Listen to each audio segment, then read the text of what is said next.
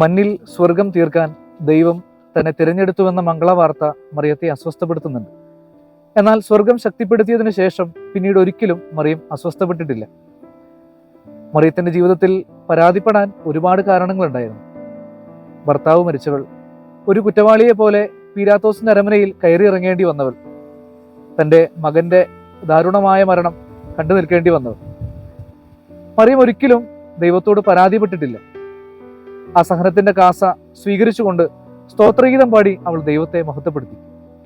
33 വർഷങ്ങൾക്കിപ്പുറം തന്റെ നേരെ നീട്ടപ്പെട്ട സഹനത്തിന്റെ കാസ ഈശോയെ ഒന്ന് അസ്വസ്ഥപ്പെടുത്തിയെങ്കിലും പരാതിപ്പെടാതെ സധൈര്യം ഈശോ അത് ഏറ്റെടുക്കുന്നു, കുരിശിൽ മരിക്കുന്നു, 3-ാം പക്കം ഉയർക്കുന്നു. ഇവരുടെ ജീവിതം നമ്മെ പഠിപ്പിക്കുന്ന വലിയൊരു പാഠമുണ്ട്. സ്വർഗത്തിലേക്ക് നയിക്കുന്ന വഴി ഇടുങ്ങിയതും വീതി കുറഞ്ഞതുമാണ്.